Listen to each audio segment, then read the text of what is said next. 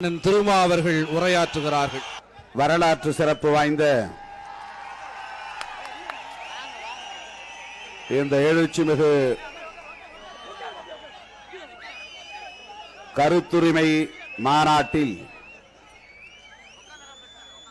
பங்கேற்று நம்மிடையே சிறப்புரையாற்றி அமர்ந்திருக்கிற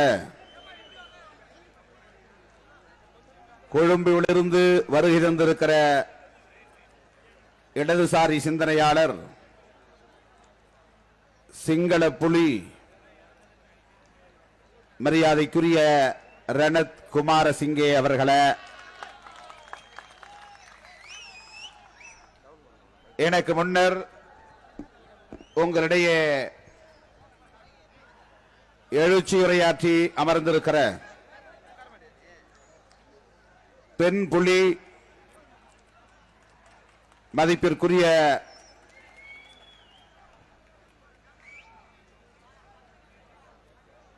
டாக்டர் ஹெல்மன் ராஜநாயகம் அவர்களே, தமிழ் தேசிய கூட்டமைப்பின் நாடாளுமன்ற உறுப்பினர் அண்ணன் சிவாஜிலிங்கம் அவர்களே, அண்ணன் சுபவி அவர்களே, அண்ணன் தியாகு அவர்களே, இயக்குனர் சீமான் அவர்களே, இயக்குனர் வி.சே. குகநாதன் அவர்களே, பெரியவர் சவுந்தரராஜன் அவர்களே, இயக்கத்தின் பகுதி பொறுப்பாளர்கள், சுடர்வளவன், முத்தமிழன், சுதாகரன், ரமேஷ், திருமா அன்பன், ஔவை சண்முகம், பார்த்தசாரதி, ராஜேந்திரன், இனியன், இளந்தமிழன், மாணிக்கம், தோட்டம் துரை, மாங்காளி, வே ரவி ஆகிய தம்பிகளே,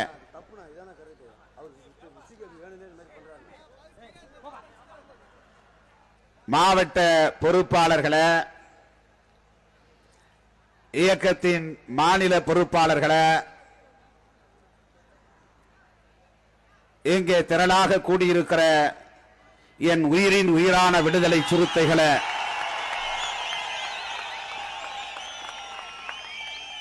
உங்கள் அனைவருக்கும் என்னுடைய பணிவார்ந்த வணக்கத்தை தெரிவித்துக் கொள்கிறேன். தாய் தமிழை பாதுகாப்பதற்காக தம் இன்னுயிரை நீத்த நடராசன், தாளமுத்து உள்ளிட்ட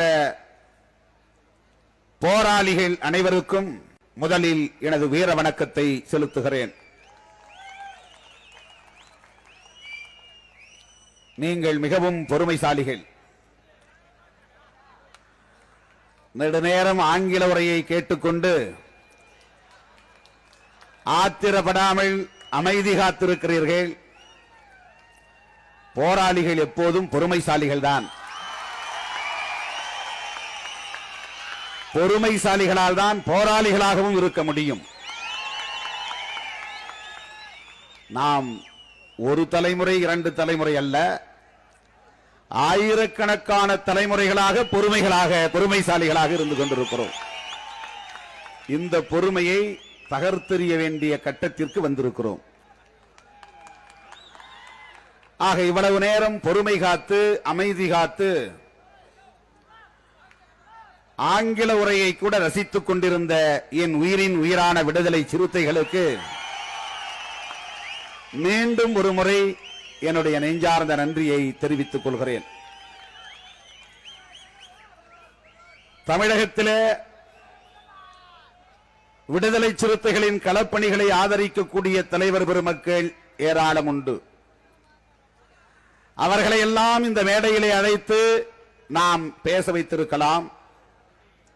ஆனால் இந்த மேடை முற்றிலும் ஒரு மாறுபட்ட மேடை. ஆக தமிழ்நாட்டை சார்ந்தவர்கள்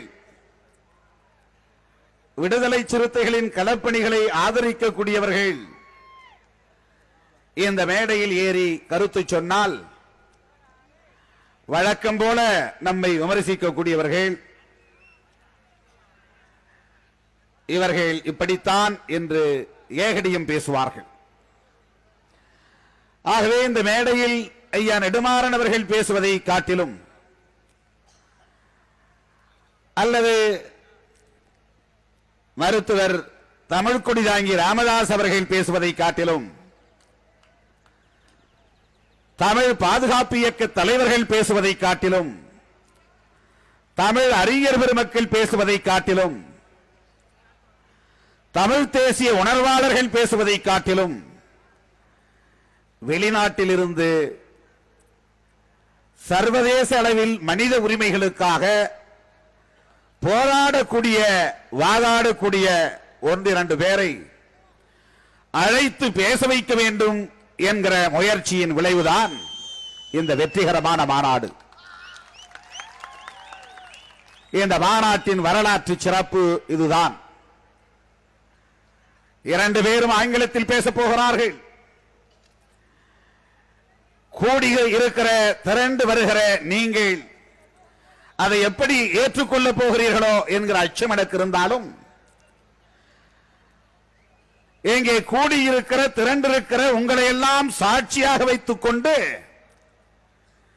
இந்த 2 பேர் சொல்ல வேண்டியவர்களுக்கு சொல்ல வேண்டியதை சொல்லட்டும் என்பதற்காகத்தான், அறிய வேண்டியவர்களுக்கு இதை அறிவிக்கட்டும் என்கிற அடிப்படையில் தான் நான் இந்த சோதனை முயற்சியில் ஈடுபட்டேன். எங்கே இவர்கள் எல்லாம் ஆங்கிலத்திலே பேசுகிற போது நீங்கள் ஆத்திரப்பட்டு எழுந்து அங்குமிங்கும் அலைய போகிறீர்களோ என்று நான் எண்ணினேன். ஆனால் நீங்கள் என் உயிரின் உயிரான விடுதலை சிறுத்தைகள், கட்டுப்பாட்டை காப்பாற்றக்கூடிய போர்க்குணம் வாய்ந்தவர்கள். அதனால்தான் நெல்லை மாநாட்டிலே உங்கள் கட்டுப்பாட்டை பார்த்துவிட்டு பிரமித்து போன தமிழக முதல்வர் சமத்துவ பெரியார் கலைஞர் அவர்கள், நீங்கள் சாதாரண கேப்டன் அல்ல, மேஜர் ஜெனரல் என்று அந்த மேடையிலே முழங்கினார். பல படைக்குழுக்களுக்கு தலைமை தாங்கக்கூடிய அளவுக்கு, கட்டுப்பாடாக வழிநடத்தக்கூடிய அளவுக்கு வல்லமை பெற்ற ஒரு தம்பியாக இருக்கிறீர்கள் என்று மனம் உவந்து பாராட்டினார். அந்த வகையில் இந்த மாநாட்டை அவர் பார்த்திருந்தாலும், கலைஞர் இதை கண்டிருந்தால் இன்னும் வெகுவாக நமது இயக்கத்தை பாராட்டியிருப்பார் என்று நான் எண்ணி மகிழ்ச்சி அடைகிறேன். அதை இங்கே அண்ணன் சுபைவி அவர்கள் சுருக்கமாக சொன்னாலும் நறுக்கு தெரித்தார் போல் சொன்னார். நீங்கள் மௌனத்தை காத்தது மட்டுமில்லை, மௌனத்தை கலைத்திருக்கிறீர்கள்.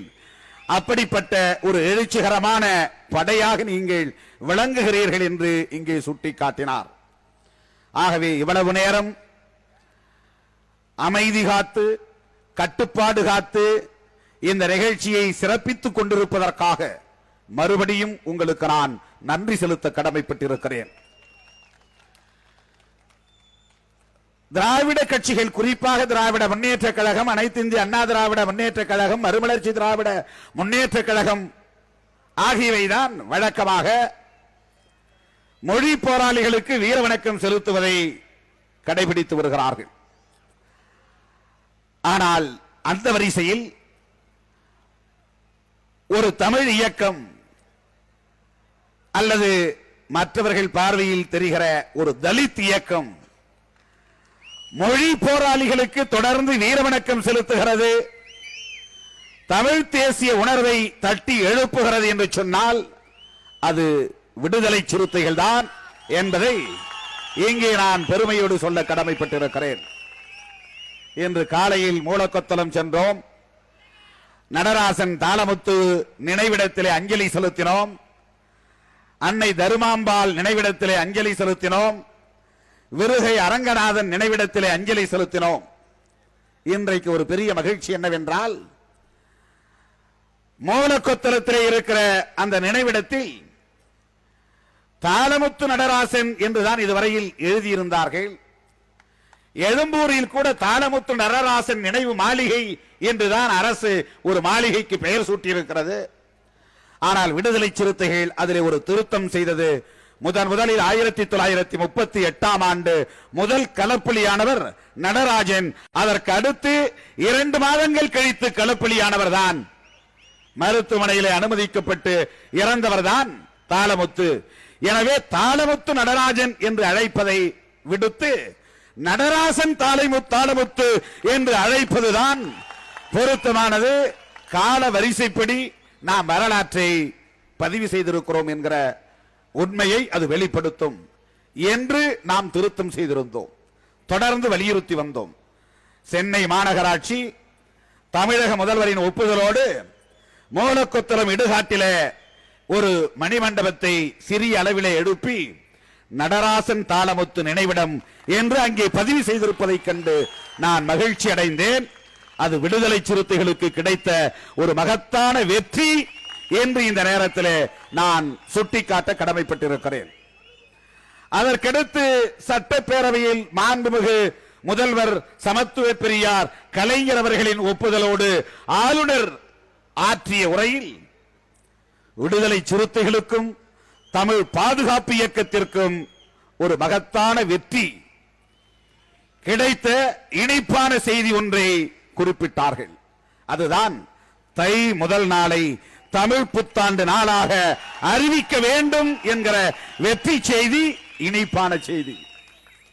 தமிழ் பாதுகாப்பு இயக்கத்தின் சார்பிலும் விடுதலை சிறுத்தைகளின் சார்பிலும் தொடர்ந்து நாம் இதனை வலியுறுத்தி வந்தோம். தமிழ் அறிஞர் பெருமக்கள் இதனை கடைபிடிக்க வேண்டும் என்று அறிவுறுத்தியதை நாம் சுட்டிக்காட்டி வந்தோம். அதனை ஏற்று மாண்புமிகு முதல்வர் அவர்கள் ஆளுநர் உரை மூலமாக தை முதல் நாள் தான் இனி தமிழ் புத்தாண்டு நாள் என்று அறிவித்திருப்பது விடுதலை சிறுத்தைகளுக்கும் தமிழ் பாதுகாப்பு இயக்கத்திற்கும் கிடைத்த மகத்தான வெற்றி. அடுத்து இன்னொரு வெற்றி செய்தி, அதே ஆளுநர் உரையில் மாண்புமிகு முதல்வர் அவர்கள் அறிவித்திருக்கிற செய்தி என்னவென்றால், தாழ்த்தப்பட்ட சமூகத்தினரிலேயே மிகவும் தாழ்த்தப்பட்டு நசுக்கப்பட்டு ஒடுக்கப்பட்டு கிடக்கிற அருந்ததியர் பிரிவினருக்கு இடஒதுக்கீடு வழங்குவது தொடர்பாக அனைத்து கட்சி கூட்டம் ஒன்றை கூட்டி கலந்தாய்வு செய்யப்படும் என்று உறுதியளித்திருக்கிறார். இது விடுதலை சிறுத்தைகளுக்கு கிடைத்த இன்னொரு மகத்தான வெற்றி செய்தி, இணைப்பான செய்தி என்பதை இந்த நேரத்தில் நான் சுட்டிக்காட்ட கடமைப்பட்டிருக்கிறேன். அடுத்து நான் மேடையில் அமர்ந்திருக்கிற போது அண்ணன் நீலவானத்து நிலவன் ஒரு திண்டுச்சீட்டை கொடுத்தார். அதிலும் ஒரு செய்தி, வெற்றி செய்தி, இணைப்பான செய்தி என்னவென்றால், முதலாய் இந்தியாவிலேயே அரவாணிகள் பாதுகாப்பு மாநாடு ஒன்றை விடுதலை சிறுத்தைகள் தான் அரசியல் ரீதியாக தொண்டு நிறுவனங்கள் நடத்தி இருக்கலாம், பண்பாட்டு ரீதியாக சில அமைப்புகள் நடத்தி இருக்கலாம். ஆனால் ஒரு அரசியல் கட்சி அரவாணிகளின் உரிமைகளை பாதுகாப்பதற்கென்று வேலூரிலே தம்பி இனமுதல்வனின் முயற்சியால் அண்ணன் நீலவானத்து நிலவன், தோழர் உஞ்சை அரசன் ஆகியோரின் ஒத்துழைப்போடு வெற்றிகரமாக தம்பி பாவரசு உட்பட அந்த மாநாட்டை வெற்றிகரமாக நடத்தினார்கள். அதிலே ஒரு கோரிக்கையை தீர்மானமாக நிறைவேற்றினார்கள். அரவாணிகள் நலவாரியம் ஒன்றை அமைத்திட வேண்டும் என்ற தீர்மானம் அந்த மாநாட்டில் நிறைவேற்றப்பட்டது. அந்த கோரிக்கையை, தீர்மானத்தை நிறைவேற்றக்கூடிய வகையில, ஏற்றுக்கொண்ட வகையில மாண்புமிகு முதல்வர் அவர்கள் சமத்துவ பெரியார் கலைஞர் அவர்கள் அரவாணிகள் நலவாரியம் அமைத்திட உறுதியளித்திருக்கிறார். இதுவும் விடுதலை சிறுத்தைகளுக்கு கிடைத்த வெற்றி செய்தி.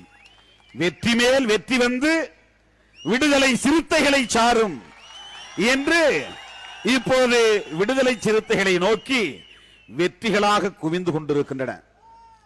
அந்த வகையிலே மகத்தான வெற்றி இயக்க வரலாற்றில், தமிழக வரலாற்றில், தமிழ் தேசிய வரலாற்றில் இந்த மாநாடு ஒரு மகத்தான வெற்றி என்பதை இங்கே நான் சுட்டிக்காட்ட கடமைப்பட்டிருக்கிறேன். நேற்றே இந்த மாநாட்டுக்கு வேட்டு வைக்க பார்த்தார்கள். நான் கூட கண்டுகொள்ளாமல் இருந்து விடலாம். நடப்பது நடக்கட்டும். என் தம்பிகள் சென்னை நகருக்கு வந்து சேரட்டும். என் உயிரின் உயிரான விடுதலை சிறுத்தைகள் சென்னை மாநகரை வந்து முற்றுகையிடட்டும் என்று கூட எனக்குள்ளாக எண்ணி பார்த்தேன். ஆனால் நம்முடைய அன்பிற்குரிய மதிப்பிற்குரிய தலைவர் கலைஞர் அவர்களுக்கு எந்த இக்கட்டையும் நெருக்கடியும் நாம் தந்துவிடக் கூடாது என்பதனால் உடனடியாக காவல்துறை அதிகாரிகளை தொடர்பு கொண்டு நாம் வேண்டி கேட்டுக்கொண்டோம். என்ன கட்டுப்பாடுகளை நிபந்தனைகளை விதித்து எங்களுக்கு அனுமதி கொடுத்தாலும் அனுமதியுங்கள், ஆனால் அனுமதி இல்லை என்று மட்டும் சொல்லிவிடாதீர்கள். அதுதான் தமிழக அரசுக்கு அல்லது தமிழக முதல்வருக்கு ஒரு நெருக்கடியாக இக்கட்டாக அமைந்துவிடும். நாங்கள் மிகவும் அமைதியானவர்கள், கட்டுப்பாடானவர்கள். நெல்லையிலே மாநாடு நடத்தினால் கலவரம் மூடும் என்றார்கள், வன்முறை வெடிக்கும் என்றார்கள், சாதி வெறியாட்டம் தலை தூக்கும் என்றார்கள், முதல்வர் அங்கே போகக்கூடாது என்றெல்லாம் சொன்னார்கள். ஆனால் அங்கேயும் தென் தமிழகத்தில் அமைதியான முறையிலே ஒரு தலித் அமைப்பு மாநாடு நடத்தி காட்டும் என்கிற வரலாற்றை பதிவு செய்த முதல் இயக்கம் விடுதலை சிறுத்தைகள் கட்சிதான். ஊடகங்கள் எவ்வளவோ தூபம் போட்டு பார்த்தார்கள், கலவரத்தை தூண்டிவிட சதி செய்து பார்த்தார்கள். ஆனால் அதற்கெல்லாம் இடம் தராமல் விடுதலை சிறுத்தைகள் கட்டுப்பாடாக நடத்தி காட்டினோம். எனவே நீங்கள் அனுமதி அளித்தால் இது மாநாடு மிகவும் அமைதியாக கட்டுப்பாடாக நடக்கும், நடத்தி காட்டுவோம். எனவே அனுமதி தாருங்கள் என்று நாம் கேட்டுக்கொண்டோம். மரியாதைக்குரிய சென்னை மாநகர காவல் ஆணையர் திரு நாஞ்சில் குமரன் அவர்களும், இணை ஆணையர் அண்ணா நகர் பகுதி மதிப்பிற்குரிய பாலசுப்ரமணியம் அவர்களும், துணை ஆணையர்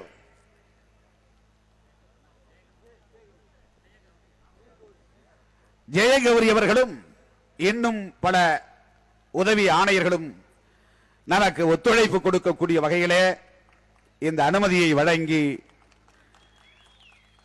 சிறப்பு செய்திருக்கிறார்கள். அவர்களுக்கும் நான் நன்றி செலுத்த கடமைப்பட்டிருக்கிறேன்.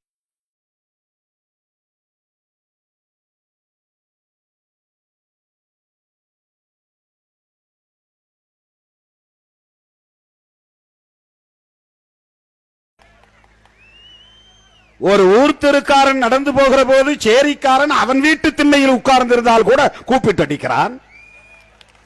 ஏண்டா நான் வரும்போது உட்கார்ந்திருக்கிறாய்? இந்த கொடுமையை எந்த பத்திரிகை கண்டித்திருக்கிறது? எந்த ஊடகம் கண்டித்திருக்கிறது? எந்த மனித உரிமை ஆர்வலர்கள், கருத்துரிமை ஆர்வலர்கள் கண்டித்திருக்கிறார்கள்?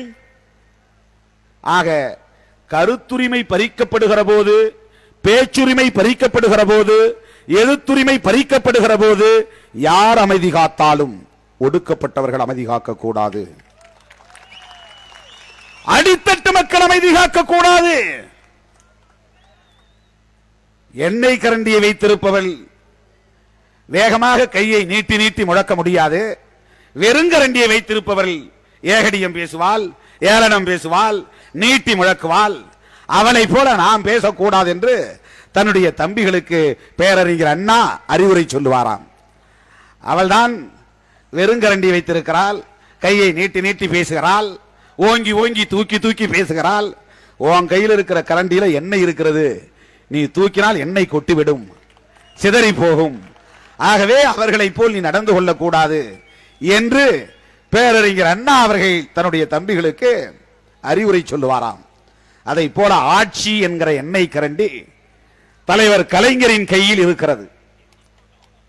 அவரால் கைகளை நீட்டி முழக்க முடியாது.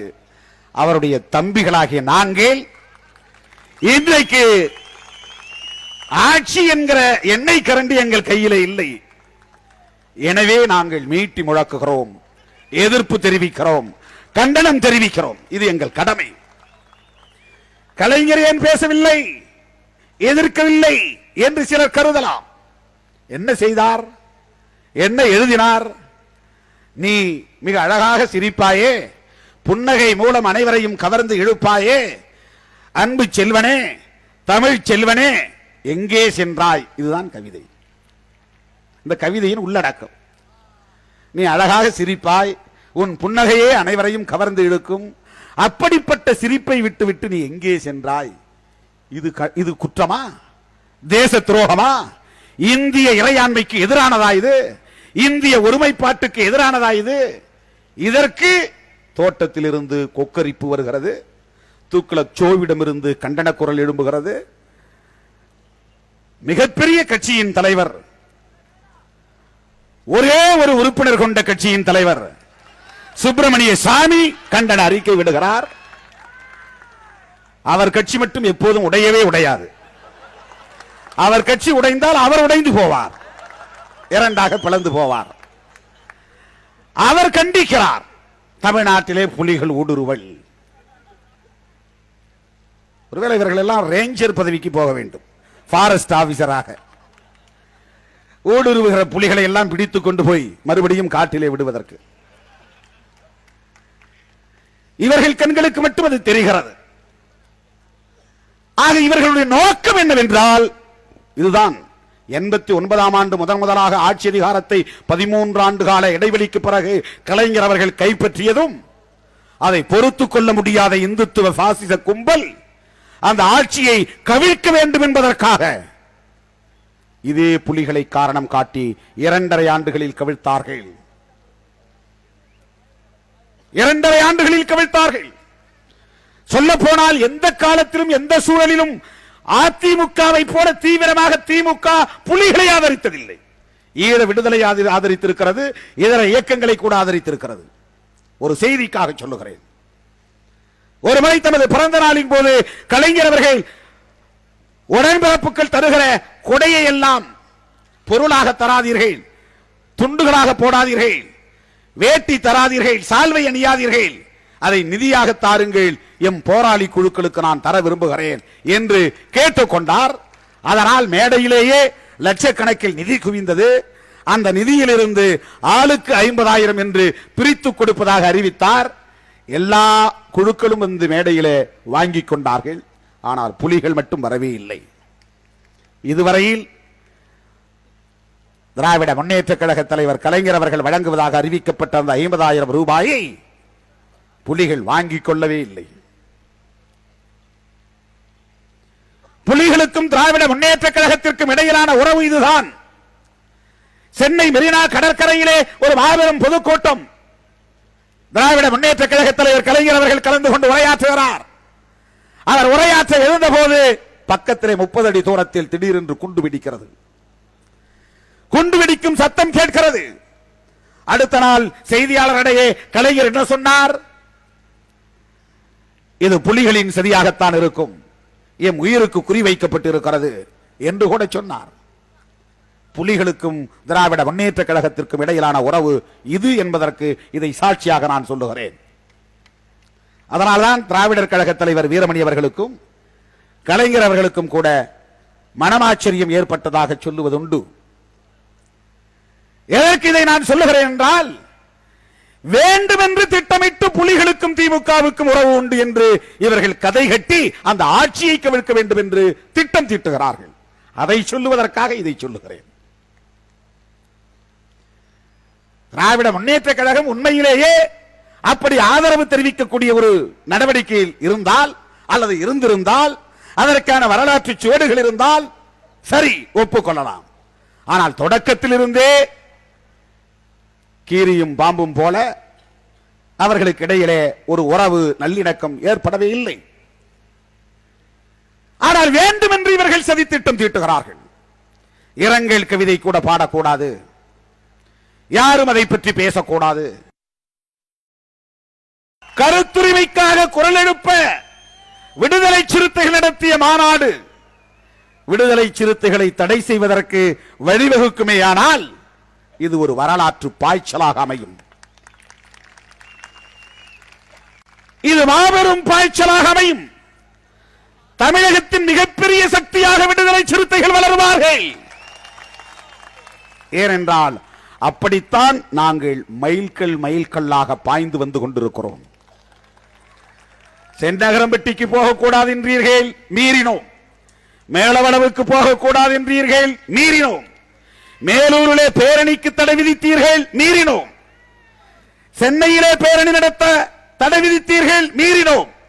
கடலூரிலே பேரணி நடத்தக்கூடாது என்று தடுத்தது மட்டுமல்ல, திருமாவளவன் கடலூர் மாவட்டத்திற்குள்ளேயே நுழையக்கூடாது என்று தடை விதித்தீர்கள். அதை தவிடுபடியாக்கினோம்.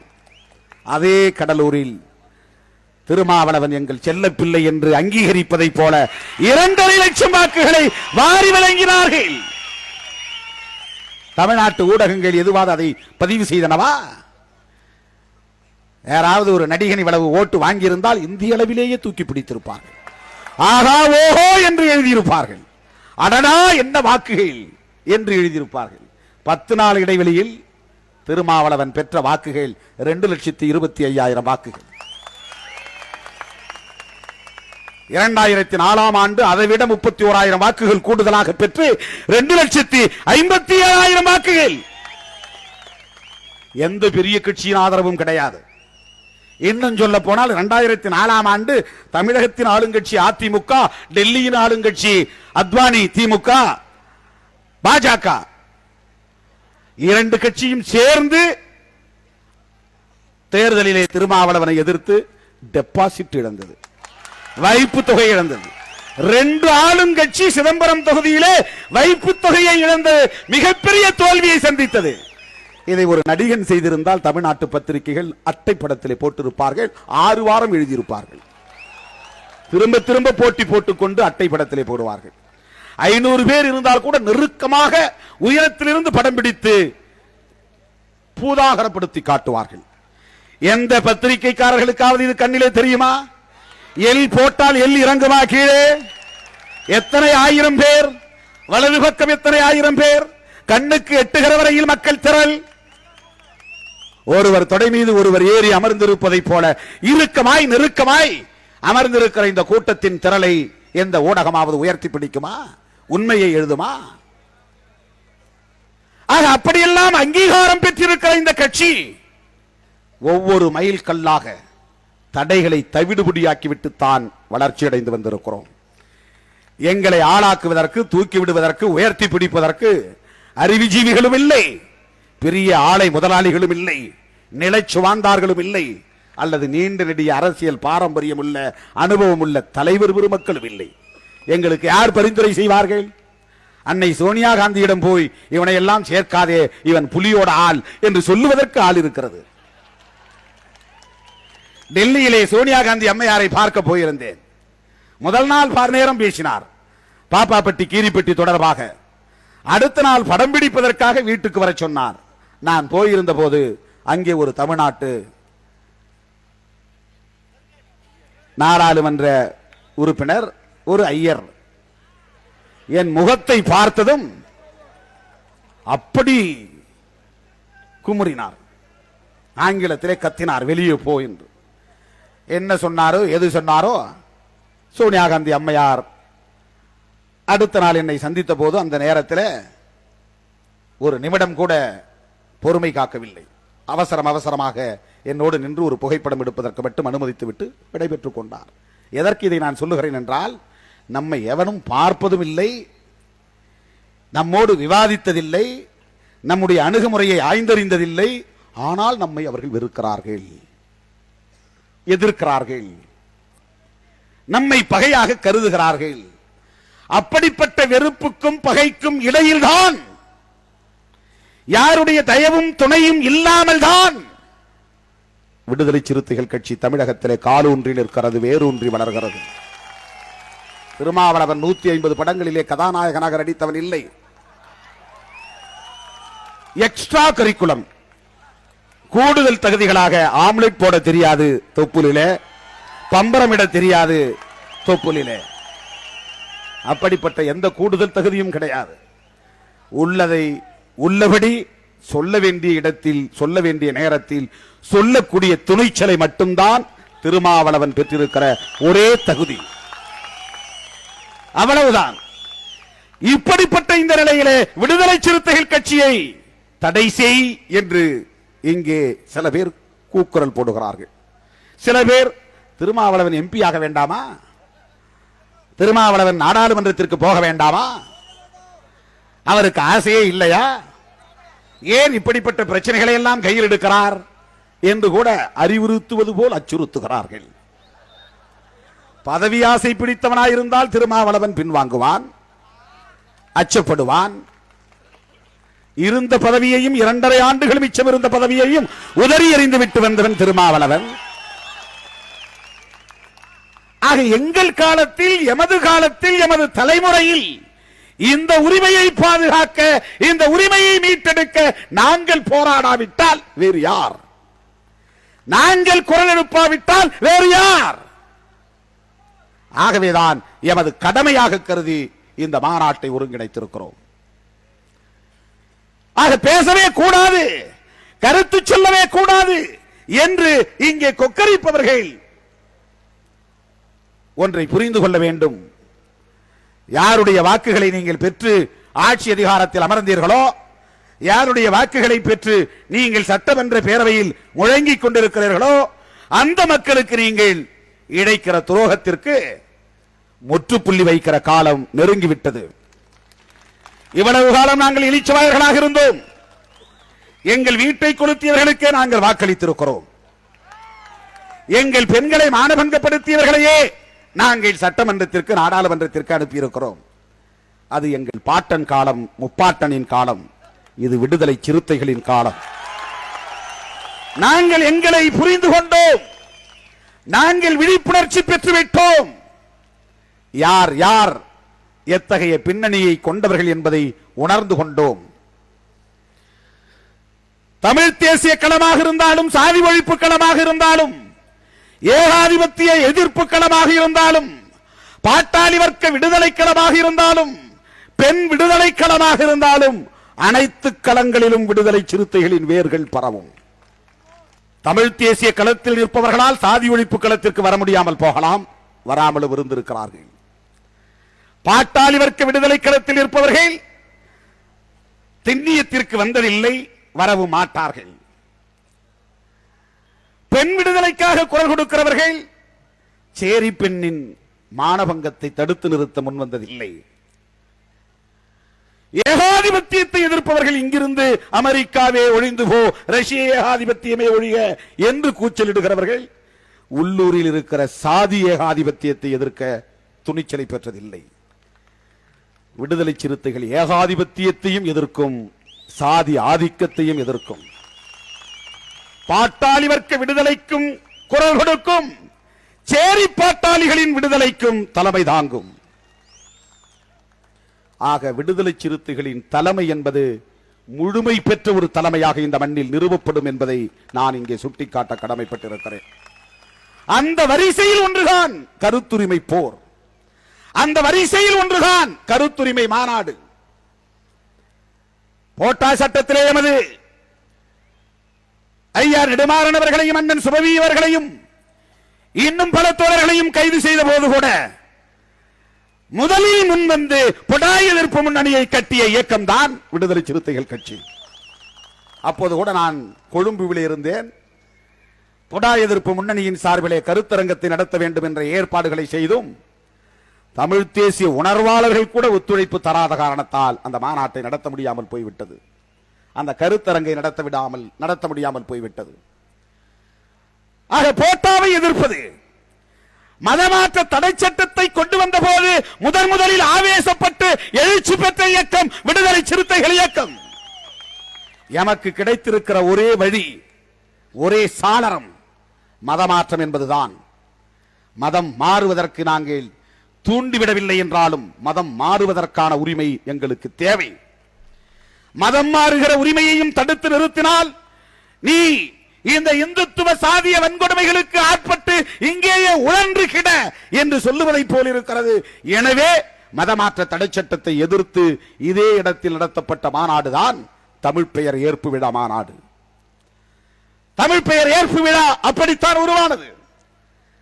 ஆடு கோழிகளை பலியிடக் கூடாது என்று சொன்ன போது அந்த கருத்திலே, கொலை செய்யக்கூடாது என்கிற கருத்திலே எமக்கு உடன்பாடு உண்டு என்றாலும், வாயில்லா உயிர்களை வதைக்க கூடாது என்கிற கருத்திலே உடன்பாடு உண்டு என்றாலும், அப்படி தடை விதித்தவர்கள் கசாப்பு கடைகளிலே ஆட்டை வெட்டக்கூடாது என்று சொன்னார்களா? உணவு விடுதிகளிலே ஆட்டுக்கறி போடக்கூடாது, மாட்டுக்கறி போடக்கூடாது, மீன் கறி வைக்கக்கூடாது என்று சொன்னார்களா? மீனை கொள்ளலாம், கசாப்பு கடைகளிலே ஆட்டை கொள்ளலாம், ஆனால் கோவில்களில் மட்டும் ஆடு வெட்டக்கூடாது, கோழி வெட்டக்கூடாதா? ஆக அவர்கள் நோக்கம் ஜீவகாருண்ய நோக்கம் அல்ல, ஒடுக்கப்பட்ட மக்களின் குலதெய்வ வழிபாட்டு முறையை தடுக்க வேண்டும் என்பது நோக்கமாக இருந்தது. அதனால் விடுதலை சிறுத்தைகள் தான் முதலாய் எழுச்சி பெற்று கண்டன மாநாடு ஒன்றை சேலத்திலே நடத்தியது. ஆக அனைத்து தலங்களிலும் அனைத்து களங்களிலும் காலூன்றி தமது கண்டனத்தை எதிர்ப்பை தெரிவிக்கிற ஒரு பேரியக்கமாகத்தான் விடுதலை சிறுத்தைகள் வளர்ந்து வருகிறது. சர்வதேச அளவிலே நார்வே நாட்டு தூதரோடு அல்லது அந்த பேச்சுவார்த்தையிலே சமாதான பேச்சுவார்த்தையிலே நம்பிக்கை கொண்ட நாடுகளோடு பேசக்கூடிய ஒரு தூதுவராய், வெள்ளை புறாவாய், சமாதான புறாவாய் புன்னகை செல்வன் அண்ணன் தமிழ்ச்செல்வன் அவர்கள் மேடைகளில் அமர்ந்து மேசைகளில் அமர்ந்து பேசி வந்தார். அதுதான் பயங்கரவாத இயக்கமாயிற்றே, அதுதான் உலகத்திலேயே மிக மோசமான பயங்கரவாத இயக்கமாயிற்றே. எதற்காக பேச்சுவார்த்தைக்கு ஜெனீவாவுக்கு கூப்பிட்டார்கள், நார்வேவுக்கு அழைத்தார்கள்? எதற்காக தமிழ்ச்செல்வன் அவர்களோடு பேசினார்கள்? தயவு கூர்ந்து எண்ணி பார்க்க வேண்டும், முரண்பாடுகளை எண்ணி பார்க்க வேண்டும். ஒரு பயங்கரவாத இயக்கம், தடை செய்யப்பட்ட இயக்கம், எதற்காக அந்த இயக்கத்தோடு பேச்சுவார்த்தையை தொடங்கினீர்கள்?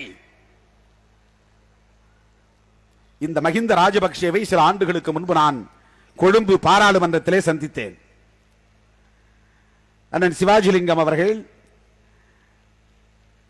தமிழ் தேசிய கூட்டமைப்பை சார்ந்த நாடாளுமன்ற உறுப்பினர்கள் ஈழவேந்தன், அதன் தலைவர்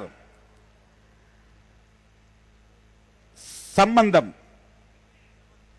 அவர்கள் எல்லோரும் என்னை அழைத்துக் கொண்டு போய் மஹிந்த ராஜபக்சேவை அறிமுகப்படுத்தினார்கள். அப்போது அவர் பிரதமர். அவர் சொன்னது மறுபடியும் சொன்னது என்னவென்றால், நமக்குள்ளாக நாம் பேசிக்கொள்ளலாம், உங்கள் தலைவரிடத்திலே சொல்லுங்கள். எதற்கு நார்வே மற்ற நாடுகள்?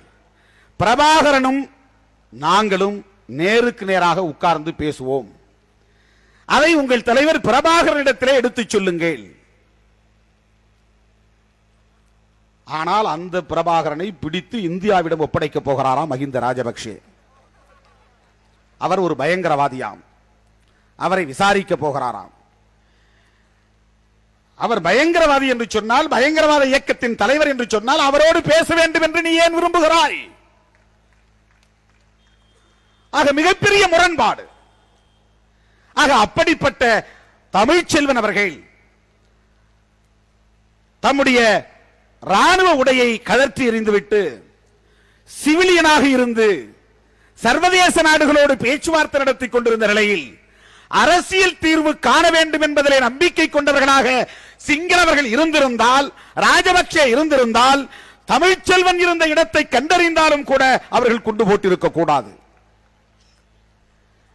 எப்படி அதை கண்டுபிடித்தார்கள்? இந்திய அரசு கொடுத்த ரேடார் கருவியின் மூலமாக, அமெரிக்க உளவு விமானத்தின் மூலமாக கண்டறிந்து குண்டுவீச்சு நடத்துகிறார்கள். ஆகவே இப்படிப்பட்ட இந்த கொடுமையை செய்து கொண்டிருக்கக்கூடிய சிங்கள பேரினவாத அரசு அரசியல் தீர்வுக்கு தயாராக இல்லை. ஆகவே அரசியல் தீர்வை நம்புகிற தமிழீழ விடுதலை புலிகள் இயக்கத்தை இந்திய அரசு வரவேற்று அவர்களை ஆதரிக்க வேண்டும், அவர்களோடு இணைந்து சிங்கள பேரினவாத அரசுக்கு பாடம் புகட்ட வேண்டும் என்பதுதான் எங்கள் கருத்து. ஏற்றுக்கொள்வதும் ஏற்றுக்கொள்ளாததும் உங்கள் விருப்பம். தந்தை பெரியார் குடியரசு ஏட்டிலே அதைத்தான் எழுதியிருக்கிறார். நான் ஒரு கருத்தை சொல்லுகிறேன், அது என்னுடைய கருத்து. ஏற்றுக்கொள்வதும் புறக்கணிப்பதும் உங்கள் விருப்பம். பேச்சுரிமை, கருத்துரிமை என்பது ஒவ்வொருவருக்கும் உள்ள உரிமை. எனவே அதை நான் அங்கீகரிக்கிறேன் என்று தந்தை பெரியார் குடியரசு ஏட்டிலே எழுதியிருக்கிறார். அவருடைய வழித்தோன்றல்களாக வந்திருக்கிற எங்களை போன்றவர்கள்தான் இன்றைக்கு அந்த கருத்துரிமைக்கான போர்க்கொடியை உயர்த்தி இருக்கிறோம். தோழர்களே, டெல்லி நிர்வாகத்திற்கும் சந்தோக் சிங் என்பவருக்கும் இடையிலே நடைபெற்ற வழக்கு ஒன்று 1973 ஆண்டு உச்ச நீதிமன்றத்தில் நடைபெற்றது. அந்த தீர்ப்பில் பேச்சுரிமை ஐயப்பாடின்றி ஒரு மதிப்புக்கும் வளமைக்கும் உரியது. ஒவ்வொரு குடிமகனுக்கும் அது போய் சேர வேண்டும். நம் அரசு தேர்தல் முறையால் தேர்வு செய்யப்படுகிறது. எனவே நமக்கு போதிய சுதந்திரம், உணர்வையும் கருத்தையும் வெளிப்படுத்த தேவையான ஒன்றாக இருக்கிறது என்று உச்ச நீதிமன்றம் இந்த வழக்கிலே தீர்ப்பளித்திருக்கிறது. சந்தோக் சிங் எதிர் டெல்லி அட்மினிஸ்ட்ரேஷன் நிர்வாகம். அதை போல ரஞ்சித் உதேஷ் மகாராஷ்டிர மாநில அரசு 1965 ஆண்டு நடைபெற்ற ஒரு வழக்கில் பேச்சுரிமை என்பது ஜனநாயகத்தின் ஆணிவேராகும். அது அரசியல் மாற்றத்திற்கும் சமூக